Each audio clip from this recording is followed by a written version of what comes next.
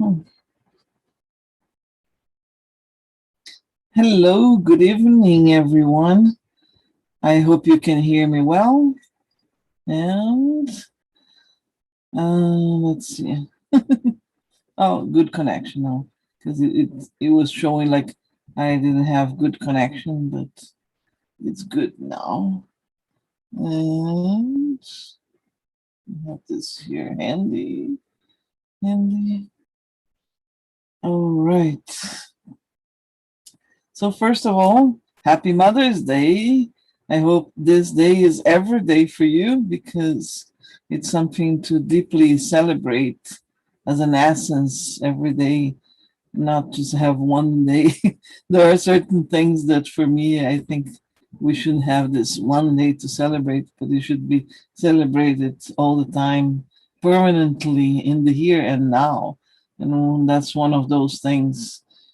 It's the powerful experience of being a mother, conceiving, creating. Although we do not create alone, we do create some things alone, but with the two powers, right? The negative and the positive, the feminine and the masculine. And that's what I wanted to talk to you about tonight. So if you don't know me yet, my name is Miriam Cunha.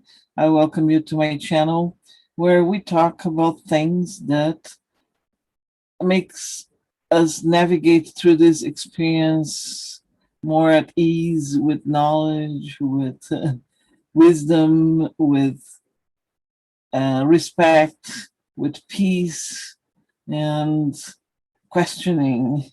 Questioning, it's a good one. So, hello, Robert. Yes, you were a mother and a dad to your kids.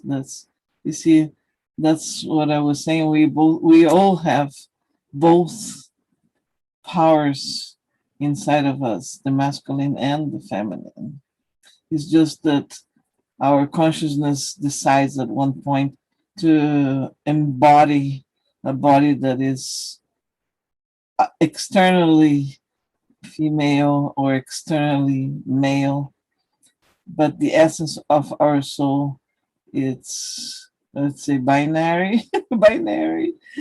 It's zeros and ones. It's the programming of everything, and that's why I call this episode the mother of the matrix, which actually it's two things at the same time, because I don't know if you have heard or if you have watched that movie The Matrix. It was very popular at one time, and I think it was a tool of awakening for many people that took the red pill. I think that was the red pill that woke people up. Take the blue pill or the red pill. So if you haven't watched that movie, watch it, because it is very, very interesting, very eye-opening to the system of reality we all live in. And recently, I found out that this movie, the story of the movie was actually, how do you say that in English?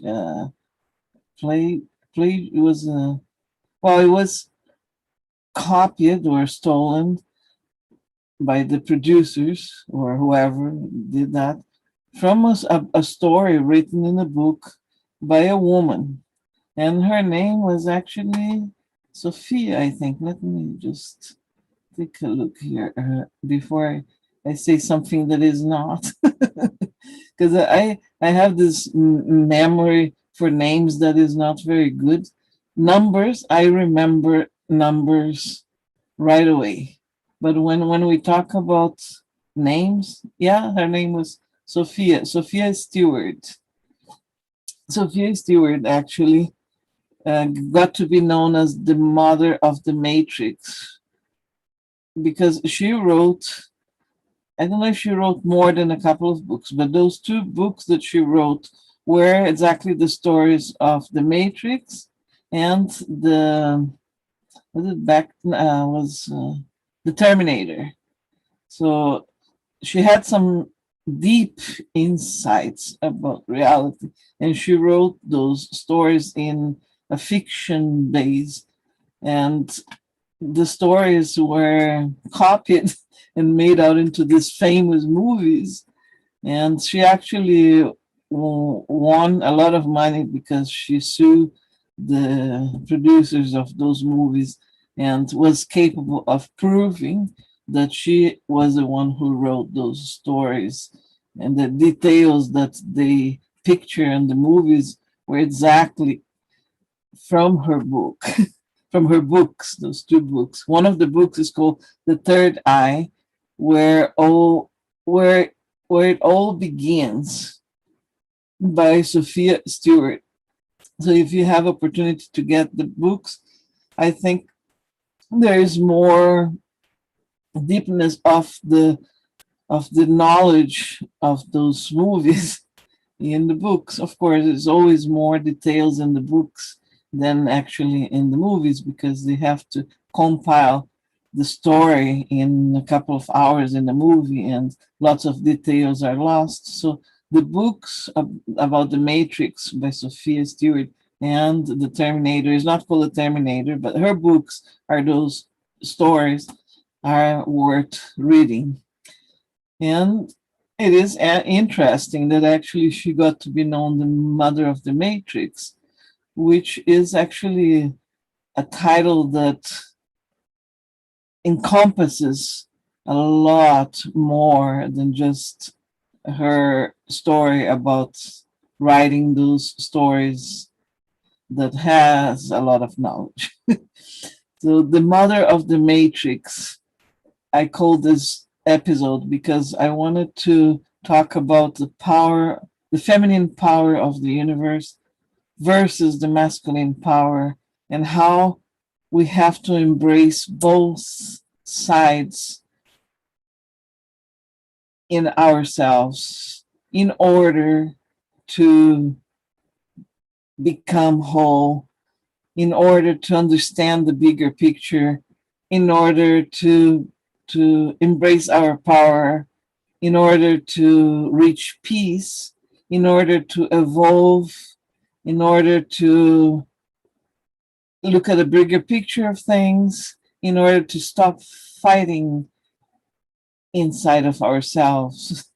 And I think I've mentioned that a little bit before because I'm always emphasizing the struggle that we live in here in this matrix we live with the programming that has been embedded in us to stop the connection of both of our sides and to create fight in between one side and the other. So we all, with this physical body, have two sides, and it is that why we have two eyes and two nostrils and two ears and two hands and two arms. Two it says it's a whole structure of two pillars, which is pictured in the knowledge of the Kabbalah, which is a very profound study that the Jewish people carry on, but it doesn't really belong to them, this knowledge, because all knowledge is universal. This knowledge they carry with the Kabbalah comes from the Egyptians. And from the Egyptians, it came from probably outside of this planet because the Egyptians, original Egyptians, came from out there, right? From probably Sirius because the pyramids actually point to these three stars in Sirius. And there's a lot of knowledge that was embedded there on not only on the pyramids but on all the writing, the ancient writings of the Egyptians, and this same knowledge is actually pictured in other civilizations. Greetings from the Pleiades. Nice to have you here. And So if you go to any ancient civilization, there is a piece of the puzzle everywhere. In the ancient Chinese knowledge, in the ancient Japanese knowledge, in the ancient Hindu knowledge, in the ancient Mayan knowledge, in the ancient Inca knowledge, everywhere you find a piece of the puzzle. And they all talk about the duality and how we immerse our consciousness into traveling through all these different paths. But at the end, we have to embrace all the paths together and walk the middle path, balancing both sides. And I want to show you, I have prepared here a couple of images that I want to share with you. So while I talk, you can actually look. This is one of the ways that the Kabbalah is interpreted. This one here is showing gods and goddesses from ancient Egypt. And the Kabbalah basically is a study of the tree of life. So what is known as the tree of life is this structure of the circles that have two pillars and the center column, which is a relation to our bodies and to all this binary structure of created on this galaxy and probably the universe. I don't want to say it's the entire universe, but for sure this galaxy and our solar system and the earth and our bodies. So you can relate this structure to all of this that I mentioned. So you can actually picture a person. So let me show you the next image. So here is a human being, picture on the same structure, and you have the center circles of the tree of life pictured on the center of the body here. One is here on the sexual organs of the human body, which is related to, let me go back to the first picture. It's related to the two bottom circles of reality, which is the bottom one is Earth, right? That's where we are. And you see, the Egyptians had pictured a god and a goddess on each circle there, because these gods and goddesses were archetypes of the matrix, like carrying a set of the programming. And not only they exist as archetypes, but they exist as entities, because entities of reality in this matrix are of all different kinds that we cannot even imagine. And these entities, they do exist, they do play their games, and they do influence a lot on the creation of everything there is here, and in the control as well. So going back to the next image and correlating this to our physical body, you have here the two columns, the negative column, which is this darker one, and the positive column that leads to Shesed and Shokanan, because I don't know if I'm saying the word right, but on the negative one, you reach Binah here, and on the other one, I can't read it, but well, it's this one here. So you have the positive column, the light column, the sun column, the masculine column, and then you have the dark column, which is the cup, is the negative polarity, is the feminine polarity, it's the moon polarity, is the night polarity, and is the female polarity. So in order to create something on this matrix, we need to embody both columns. And that is what is keeping us imprisoned here on this reality and not capable of seeing beyond the veils. It's because people are told when they are initiated into the occult, or if they follow a specific religion, they're told to choose a path. Or you are working for the light, or you're working for the darkness. Or you are good, or you are evil. Or you worship the sun, or you worship the moon. Or you are working with the male power, or you're working with the female power. Or you're yin, or you're yang. So there's always this polarity. You have to choose. And if you choose one, you are not embracing the other one. So you're losing half of your power there. And that's the trick to wake up from this matrix. So when you take that red pill, you wake up to seeing everything together and you don't take sides anymore because you understand that you actually have to embrace both sides. You have to embrace your feminine power and your masculine power in order to create the sexual magic in between the forces. And so when we're talking about sexual magic, it's not only by using the sexual organs and having sex like we know it, but it is using both energies, both polarities, the negative and the positive. And that is how we program a computer as well.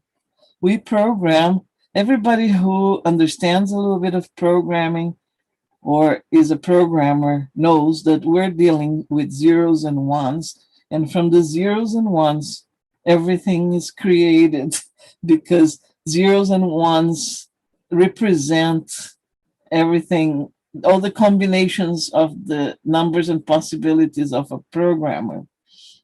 It sounds kind of far-fetched, but is the reality of programming. All you see in the computer is based on zeros and ones, and from the zeros and ones together, and all the combination is everything that you see in terms of software and programming and technology. All of that comes from the simple combination of zeros and ones. And that is how we as humans made the computers at our image. And maybe we were made at the own image of God, who was probably a set of entities above us that have been programming everything, the matrix. So, as above, as below. And God made the human being at his own image, created the human being at his own image.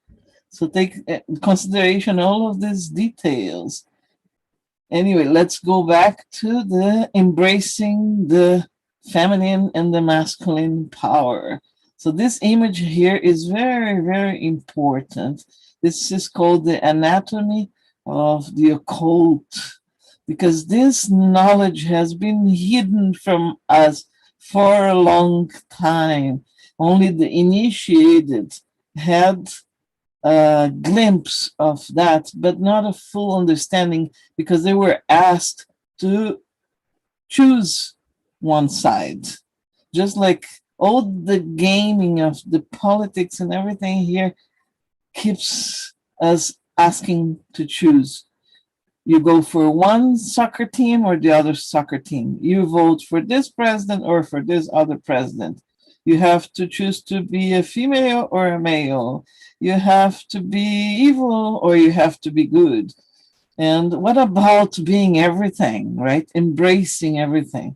So let me show you the next image. This one here actually shows, again, the same structure, but is behind a veil. So you can see the two columns here again, a white angel and a dark angel. And then you have a woman and a man. Or man, this is pictured with one of the Egyptian gods, Thoth, and Isis, a goddess from Egypt as well. So one has the triangle pointing down and the other has the triangle pointing up. So the male has the triangle pointing up, and the female, it's the cup, it's the triangle pointing down, it's the receiver, and the masculine, it's the input, output, zeros and ones again. And this is where the word Israel comes from. Is Isis, Ra, and El, which is the the spirit of everything. It's the whole thing. And this is embracing. And you see on the bottom here, the chessboard that the Masons teach their initiates about the game of duality, the constant game of one side to win against the other side. So if you want to stop the fight, if you're looking for peace, you have to embrace both sides. Balance is only achieved by embracing both sides. And that's what the star that Israel uses on their flag, and which has become a symbol of the Jewish people, but is actually a sacred geometry symbol, represents the composition of the negative and the positive, the feminine and the masculine, the intercourse of sex in terms of energy and creation of everything, the sun and the moon, the good and the evil, the night and the day, and everything else that it's duality. So let me go back to my image here and look at you. Look at so I hope you're following me. This is deep knowledge, and I've been diving into this kind of knowledge for years because I've been always very curious. And actually, we were talking today about that with my son and his wife and my partner. That I was telling them that long time ago, somebody told me, if you keep questioning, you're never going to be happy. But I think I should say now that if you don't question and you don't look at the bigger picture of things, then you will never be happy because you'll always be fighting yourself against yourself. Because we have inside of us the two sides of the brain which have been blocked and divided genetically. And we have the work right now here in our incarnations, the opportunity to actually connect through the pineal gland, make exercises and meditations to actually keep connecting the two sides, making peace in between the two sides of ourselves. And through the image of the eight symbol in the horizontal, like the infinite symbol, right? You can actually work a lot of that energy of connecting those two sides, right? And it is very interesting when you start connecting both sides of yourself because it's like a barrier is broken, and it's like if I would say, like if you take a psychedelic drug, but you don't really need to take a psychedelic drug to be able to reach that state of understanding and perception. You don't really need that. I've done that. I've taken substances like mushroom and ayahuasca, but not too much because I don't like it, and I'm not a person that uh, um suggests that. I actually suggest that you try without any psychedelic substances to awaken yourself at your own pace.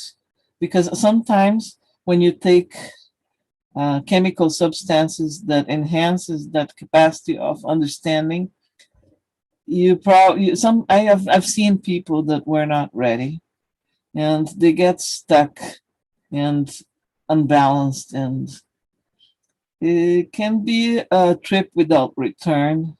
So I suggest that you take the middle path, embrace both of your polarities, and do it at your own pace.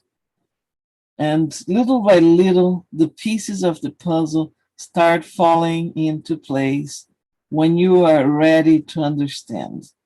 And you know that when you read a book at one point of your life, if you get that same book years later, you will read it from a different perspective and see things that you haven't seen the first time you read that same book, because you have evolved, and from one point to another you're going to actually see other things.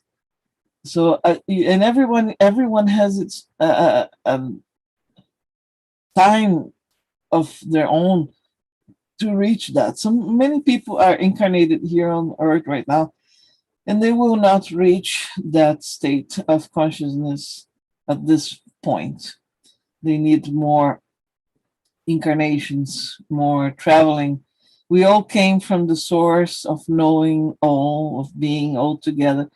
We decided as consciousness to dive into forgetfulness, to experience everything again, and to collect all the pieces and make our way back to the source. We made that decision. So there is a one point for every consciousness, or every piece of the puzzle to actually say, okay, I'm ready now to collect more awareness and to move on. But some others are not. And right now on earth, we have beings of very different levels of consciousness. And talking about that, I wanted to share with you something very amazing that happened on my astral travel last night. I have mentioned on some other videos that I have been in contact with the Orange Man. If you don't know who the Orange Man is, search it on Google, because I don't want to say his name, and I don't want to have trouble with the platform censorship. So I'm talking about the Orange Man, that big, interesting guy who caused a lot of havoc in the system of the U.S. for his 4 years of mandate. Anyway, the Orange Man, because I've been in contact with him on the astral plane a few times, and I've seen things. I've seen who he is. I've seen the work of his team. I'm part of the team. And there was one point since, I can't remember when was the last time, but it was months that I had nothing. I couldn't reach any information. It was like a blockage. Actually, that happened since the elections in the US. There was this um, blockage. They went into hiding.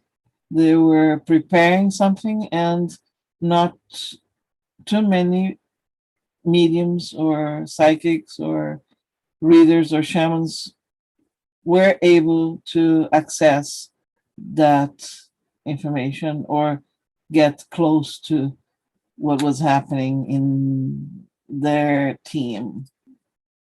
But last night I got there again. And there was a huge meeting. There were lots of beings there. He was there running the meeting. And then there was some counting happening, and then I don't remember this one other number, but he said, well, we aimed for, the aim was 14 and we're way beyond that. So he did like this with the hands. Let's wrap it up. And this was the symbol of the, let's wrap it up. And everybody was happy and the meeting was done and a resolution was taken there. So there were, my sense is that disclosure is coming and we reach it, whatever number needed to be reached, and we're moving on into balance for Earth. So expect some new things coming, because I was so happy because it is undescribable to express the feeling of the energy that is to be in presence of this being and his team. This being is very special. We have no idea of the magnitude of the presence of this being here.